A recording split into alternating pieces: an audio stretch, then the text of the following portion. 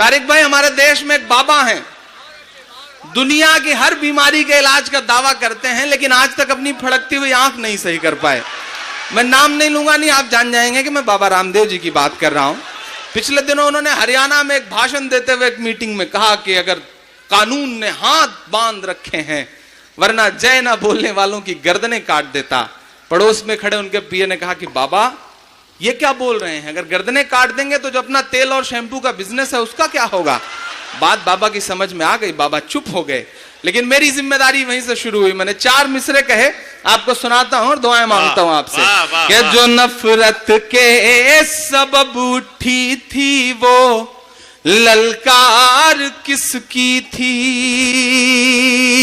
जो नफरत के सबब उठी थी वो ललकार किसकी थी, हमारे खून को प्यासी थी वो तलवार किसकी थी, हमारे खून को प्यासी थी वो तलवार किसकी थी, हमारी गर्दने मत काटिए बस ये बता दीजिए,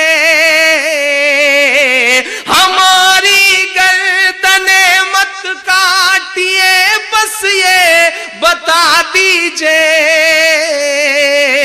जिसे तुम पहन कर भागे थे वो सलवार किसकी थी, जिसे तुम पहन कर भागे थे वो सलवार किसकी थी। और पुराने हाल से बदतर सभी का हाल कर डाला,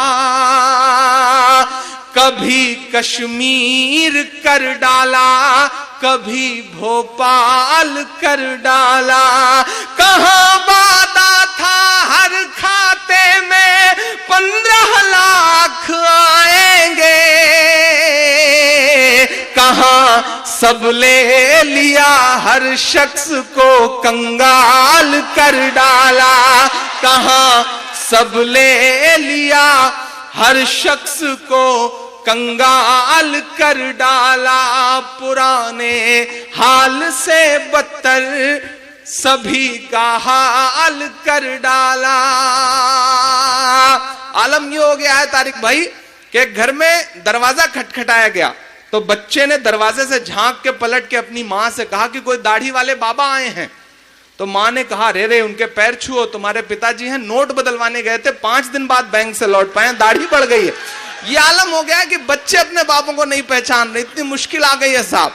अच्छा, मजे की बात यह है कि ऊपर से ऐसे ऐसे समझाइश वाले तर्क दिए जा रहे हैं कि आदमी और तप रहा है। लाइन में खड़े थे लोग, एक आदमी बहुत जोर जोर से, मतलब उसके अंदर का गुस्सा घंटों, कई घंटे गुजर गए, 7-8 घंटे, तो वो बार बार कुछ बोलने लगा सरकार के खिलाफ। तो पीछे खड़े किसी शख्स ने उससे कहा कि देश की सीमा पर सैनिक कई घंटे -डिग्री टेम्परेचर में खड़ा रह सकता है, आप लाइन में देश हित में नहीं खड़े रह सकते। दमदार आदमी था, गुस्सा आ गया, पलट के उसने 20 मुक्का मारा उसको। उसने कहा अरे आप तो हिंसा पे उतारू हो गए। तो उसने कहा जब सीमा पे खड़ा सैनिक देश हित में गोली खा सकता है तो आप 10-20 लात भी नहीं खा सकते। ये आलम हो गया है साहब। इतनी दुश्वारियां आ रही हैं देश में, बिल्कुल अजीब सा अराजकता का माहौल बना हुआ है। खुदा करे ये सारी दुश्वारियां दूर हों। हम दुआ करेंगे कि सत्ता के शीर्ष पर बैठे हुए लोगों को आम आदमी की परेशानियां नजर आना शुरू हों। जो भी मंशा जैसी भी है, जो भी है, हम सब उम्मीद करते हैं और यकीन करते हैं कि अच्छी ही होगी, लेकिन जो दुश्वारियां हैं उन्हें दूर करने का जल्दी से जल्दी इलाज किया जाए, वरना चीजें मुश्किल होती चली जा रही हैं। आइए मैं 4 मिसरे और पढ़ता हूं और आपसे दुआएं मांगता हूं साहब। जो नफरत के सबब उठी थी वो ललकार किसकी थी, सभी से ले लिया हर शख्स को कंगाल कर डाला। सियासत के बड़े चेहरे बैठे हैं, मेरे दिल का दर्द है ये, मैंने 4 मिसरों में पिरोता हूं। हमारे आदरणीय प्रधानमंत्री महोदय पाकिस्तान जाते हैं तो नवाज शरीफ साहब की मां के पैर छूते हैं। अच्छा लगता है कि वह हिंदुस्तानी तहजीब दुनिया के सामने रख रहे हैं। वो अमेरिका जाते हैं तो फेसबुक के ऑफिस में जा करके अपनी मां को याद करके रोते हैं। अच्छा लगता है कि वो हिंदुस्तानी तहजीब दुनिया के सामने रख रहे हैं। लेकिन कभी कभी लगता है कि उनसे कहा जाए कि आदरणीय प्रधानमंत्री जी, देश में माएं और भी हैं। मैं 4 मिसरे पढ़ता हूं, आप पहुंचिएगा एक शायर, एक कलमकार के दर्द तक तो मेरा साथ दीजिएगा।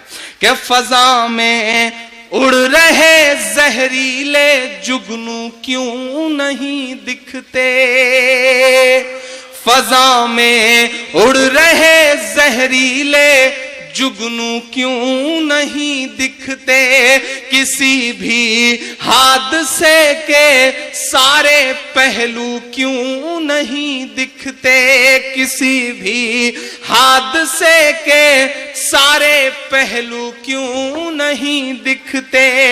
जो मां को याद कर परदेस में आंसू बहाते हैं, उन्हें अखलाक की अम्मी के आंसू क्यों नहीं दिखते, उन्हें अखलाक की अम्मी के आंसू क्यों नहीं दिखते। फजा में उड़ रहे जहरीले जुगनू क्यों नहीं दिखते। बहुत कुछ सुनाना है, बहुत कुछ सुनाने की सोच के आया हूं, लेकिन एक बहुत जिम्मेदारी भरी नज्म पहले पढ़ना चाहता हूं, जो नज्म इन दिनों मुसलसल सुनी जा रही है। मैं 4-5 दिन में यूट्यूब पे उसे मेरे चैनल पे तकरीबन 5 लाख से ज्यादा लोगों ने देखा। मैं वो एक नज्म आपको सुनाता हूं, चूंकि एक मां के आंसुओं का जिक्र आया है, एक मां के आंसुओं को दर्द में ढाला गया है, तो मैं एक नज्म आपको सुनाता हूं साहब। तारिक भाई, मैं पिछले दिनों जेएनयू गया एक ऐसी मां से मिलने के लिए जो पिछले 32-33 दिन से एड ब्लॉक पे बैठ करके, कभी जंतर मंतर पे जा करके, कभी इंडिया गेट की सड़कों पर घिसटते हुए जा करके पूरी दिल्ली से, पूरे देश से, इलेक्ट्रॉनिक मीडिया से, सत्ता के शीर्ष के लोगों से यह कह रही है कि मुझे मेरा बेटा वापस कर दो,